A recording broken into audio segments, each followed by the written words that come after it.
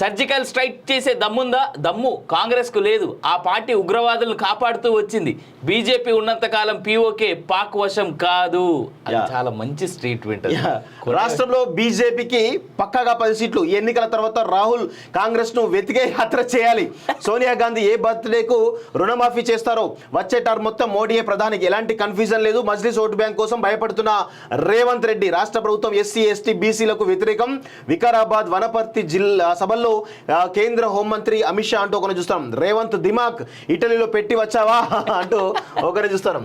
So surgical strike చేసే దమ్ము కాంగ్రెస్ కు లేదని కేంద్ర హోంశాఖ మంత్రి అమిత్ షా సంచలన వ్యాఖ్యలు చేశారు. తాము పాకిస్తాన్లోని ఉగ్రవాదులను ఏరి పారేశామన్నారు. పీఓకే భారత ఆధీనంలోనే ఉంటుందని, బీజేపీ ఉన్నంత వరకు దానిని పాక్ వశం కాకుండా చూస్తామన్నారు. సర్జికల్ స్ట్రైక్ జరిగాయో లేదో దేవుడికే తెలియాలంటూ సీఎం రేవంత్ రెడ్డి చేసిన వ్యాఖ్యలకు అమిత్ షా స్ట్రాంగ్ కౌంటర్ ఇచ్చారు.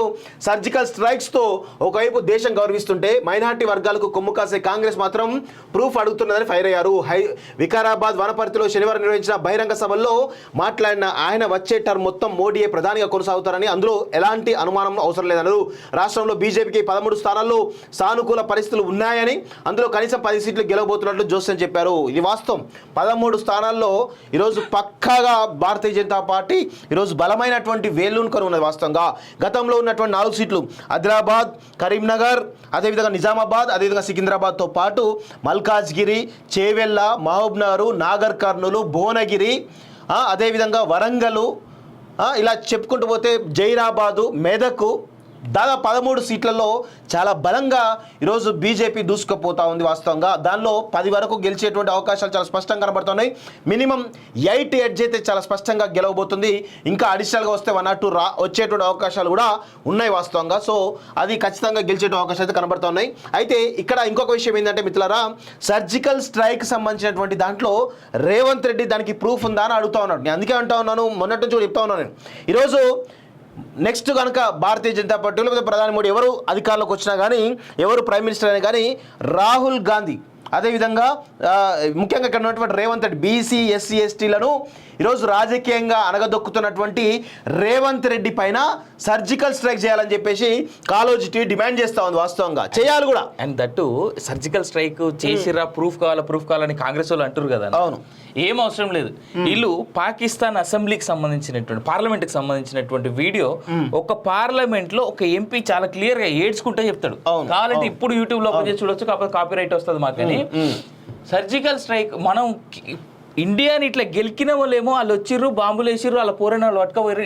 ఇదే స్లాంగ్ లో చెప్పిండు తెలుసా. వాళ్ళు హిందీలో మాట్లాడతారు, మనం తెలుగులో మన సరళమైన భాషలో. పాకిస్తాన్ వాడు వాళ్ళ పార్లమెంట్ లో ప్రపంచవ్యాప్తంగా వాళ్ళు చెప్పుకుంటే ఆ వీడియోలు చూసే సోయిలేక ఈ ఎంతసేపు ఎదుటి మీద బురద చల్లుడైనా సిగ్గుండాలి కదన్నా, కొంచెమన్నా ఆలోచన ఉండాలి కదా. అవును, ఇక్కడ 2 సభల్లో పాల్గొన్న అమిత్ షా నిజంగా ఈ వీళ్ళిద్దరికి కూడా అవసరం ఈయన సభలు చాలా. ఇటు చేవెళ్ళలో కొండా విశ్వేశ్వరరెడ్డి గారు, అదేవిధంగా నాగర్ కర్నూలులో భరత్ గారు, ఇద్దరి సభల్లో కూడా ఆయన పాల్గొనడం జరిగింది. ఇద్దరికి కూడా అమిత్ షా సభ అనేది బూస్ట్ ఇచ్చే అంశంగా చాలా స్పష్టంగా తెలుస్తూ ఉంది. సో ఖచ్చితంగా చేవెళ్ళలో అదేవిధంగా నాగర్ కర్నూలులో ఇద్దరు కూడా చాలా ఆధిక్యం దిశగా దూసుకుపోతా ఉన్నట్టు చాలా స్పష్టంగా తెలుస్తూ ఉంది. సో ఖచ్చితంగా ఆ మిరాకిల్ జరిగేటువంటి అవకాశం అయితే చాలా స్పష్టంగా కనబడుతుంది వాస్తవంగా. కేసీఆర్ కన్నా రేవంత్ డేంజర్. అధికారం కోసం ఎంతకైనా తెగిస్తాడు. రాష్ట్రానికి క్యాన్సర్ లా కాంగ్రెస్. కిషన్ రెడ్డి గాడిద గుడ్డు పెట్టదు. కాంగ్రెస్ హామీలు అమలు చేయదు. సర్జికల్ స్ట్రైక్స్ కోరే వాళ్ళంతా బీజేపీకి ఓటేయండి. బండి సంజయ్ కరెక్ట్, రేవంత్ రెడ్డి కాస్తంగా. నెక్స్ట్, దేశ ప్రజలపై ఏ ట్యాక్స్.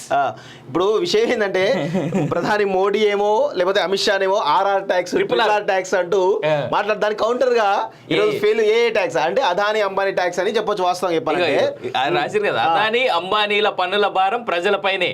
పేద రైతులకు రుణమాఫీ చేసేందుకు ముందుకు రాని బీజేపీ, బడా వ్యాపారులకు మాత్రం ఏకంగా 16 లక్షల కోట్ల మాఫీ. బీజేపీ నమ్మి మరోసారి మోసపోవద్దు.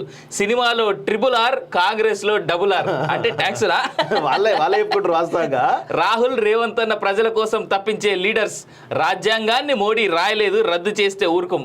రద్దు చేయలేవురా మొర్రో అని మొత్తుకుంటారు వాళ్ళు. తాండూరు కామారెడ్డి సభల్లో ప్రియాంక గాంధీ. ఇక్కడ విషయం ఏంటంటే మిత్రులారా, అంబానీ అదానీ అంబానీల గురించి మాట్లాడుతున్నాడు.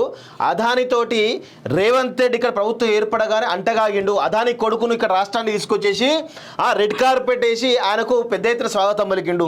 అదేవిధంగా ఆయన ఇది వరల్డ్ ఎకనామిక్ ఫోరం అనుకుంటా ఒక సదస్సుకు వెళ్ళిండు. నాకు కరెక్ట్ సబ్జెక్టు కరెక్షన్. ఒక సదస్సుకు విదేశాలకు వెళ్తే అక్కడ అదానిని కలిసి ఈరోజు దగ్గర తీసుకొని మరి ఫోటోలు దిగి 16,000 కోట్ల రూపాయలు, ఎన్నో కోట్ల రూపాయలు, 1,000 కోట్ల రూపాయలు పెట్టుబడులు, 30,000 కోట్ల ఎన్నో మొత్తానికి అన్ని వేల కోట్ల పెట్టుబడులు ఈ రాష్ట్రాల్లో పెట్టాల్సిందిగా అదానిని కోరిండు రేవంత్ రెడ్డి. మరి దీన్ని ఏమంటారా రేవంత్ రెడ్డి? అదేమి అదాని ట్యాక్స్ కాదా? వాళ్ళనేమో విమర్శిస్తావు. మరి ఈ రాష్ట్రంలో పెట్టుబడులకు సంబంధించినటువంటి అదాని విషయంలో నువ్వు చేసిందేంది? కనీసం ప్రజలు గమనించరనుకుంటురా? కొంచెం కూడా సిగ్గు శరం లేకుండా మాట్లాడుతావు. నిజంగా నీకు చిత్తశుద్ధి ఉంటే అదాన్ని ఎందుకు నువ్వు ఎంటర్ కానిచ్చావు తెలంగాణ రాష్ట్రంలోకి? అదే పోయి అక్కడ విదేశాలకు పోయి ఎందుకు అంటగాయినావు? ఎందుకు ఆయన కాలు మొక్కినావు? అదాని కాలు సిగ్గుండాలి కదా కొంచెమేనా?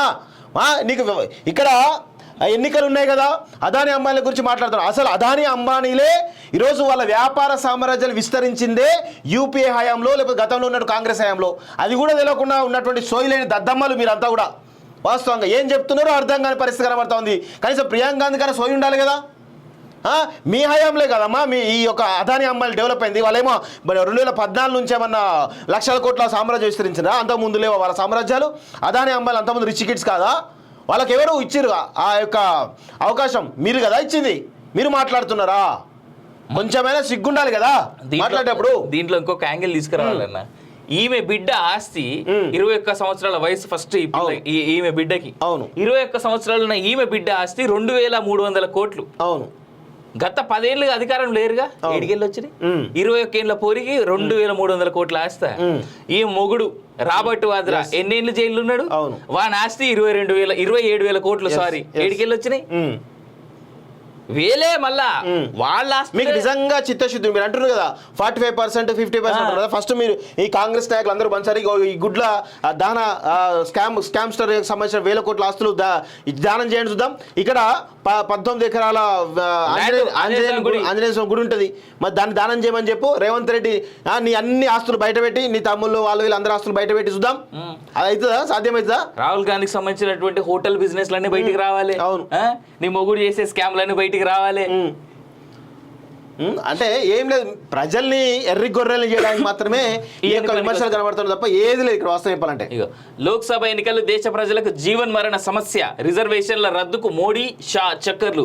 రాముడు బీజేపీ వాళ్ళకే కాదు మాకు దేవుడే. ముఖ్యమంత్రి రేవంత్ రెడ్డి ఎందుకు కాంగ్రెస్ సంబంధించిన ఏ లఫుట్ నా కొడుకు కూడా రామ మందిర ప్రాణ ప్రతిష్ఠ ఎందుకు గుడికి పోలేదు?